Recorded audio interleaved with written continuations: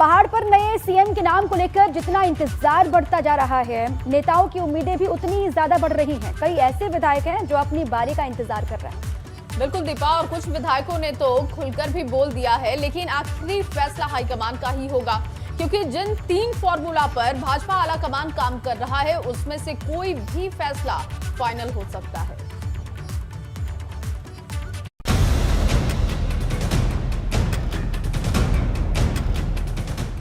उत्तराखंड में मुख्यमंत्री के चेहरे पर मुहर लगाना भाजपा के लिए सबसे मुश्किल काम बन गया है। दिल्ली से निकली एक छोटी सी खबर भी देहरादून में धड़कनें तेज कर दे रही है।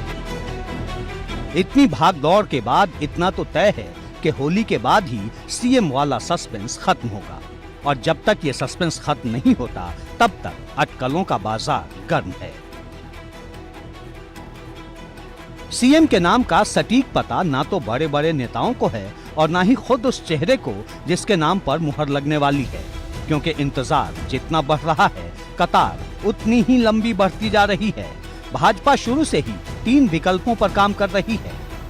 पहला विकल्प ये है कि हारे हुए पुष्कर सिंह धामी को ही फिर से सीएम बना दिया जाए। दूसरा विकल्प ये है कि जीते हुए विधायकों में से किसी चेहरे का चुनाव हो, और तीसरा विकल्प ये है कि लोकसभा या राज्यसभा सांसदों में से किसी के नाम पर मुहर लगा दी जाए। अगर पुष्कर सिंह धामी फिर से चुन लिए जाते हैं तब तो बात ही खत्म हो जाएगी, लेकिन अगर पार्टी किसी दूसरे चेहरे की तरफ देखती है तो उम्मीदों के कई सिर उठ चुके हैं। कोई भी ये खुलकर नहीं बोलेगा कि वो सीएम नहीं बनना चाहता। इस रेस में कई नाम हैं जो खुद को सीएम के चेहरे के तौर पर आगे करना चाहते हैं। इस रेस में 2 नाम सबसे ज्यादा चर्चा में हैं। पहला धन सिंह रावत का नाम है, जो गणेश गोदियाल को हराकर फिर श्रीनगर से चुनाव जीते हैं, और दूसरा नाम है मदन कौशिक का, जो संगठन से आते हैं और भाजपा का मजबूत चेहरा है।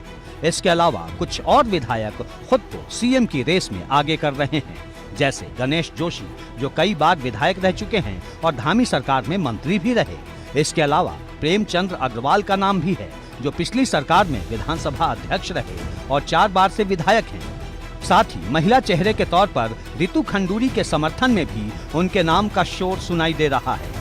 निश्चित रूप से चौथी बार यदि मैं विधायक बनाऊं तो इच्छा स्वाभाविक रूप से रहेगी, लेकिन अंतोगत्वा निर्णय हाईकमान का रहता है, और मेरे हाईकमान का निर्णय चूँकि वो सारे पहलू पे, सारे समीकरण पर विचार करता है, तो जो भी नेतृत्व तय करेगा उसको स्वीकार करेंगे। मुख्यमंत्री जो केंद्र तय करेगा हम सब उनके साथ खड़े हैं, और जल्दी विधायक दल की बैठक जब भी होगी उसके बाद नेता का चयन होगा तो नई सरकार का गठन हो जाएगा। बड़ी जिम्मेदारी के लिए आप तैयार हैं? देखिए, मैं पहले कह रहा हूँ आप लोगों को, जो भी हमारा केंद्रीय नेतृत्व तय करेगा हम सब उनके साथ खड़े हैं। मुख्यमंत्री पद तय हो जाएगा होली के बाद। आपका नाम भी लिस्ट सबसे लिस्ट में ऊपर चल रहा है दिल्ली। होली के बाद कह दिया, होली के बाद। हर किसी के मन में एक उम्मीद है कि अगर पार्टी सबको चौंकाते हुए चुनाव से पहले पुष्कर सिंह धामी को सीएम बना सकती है तो वैसा ही चौंकाने वाला फैसला फिर क्यों नहीं ले सकती। इसी उम्मीद के सहारे कई विधायक कई दिनों से दिल्ली में दिख रहे हैं।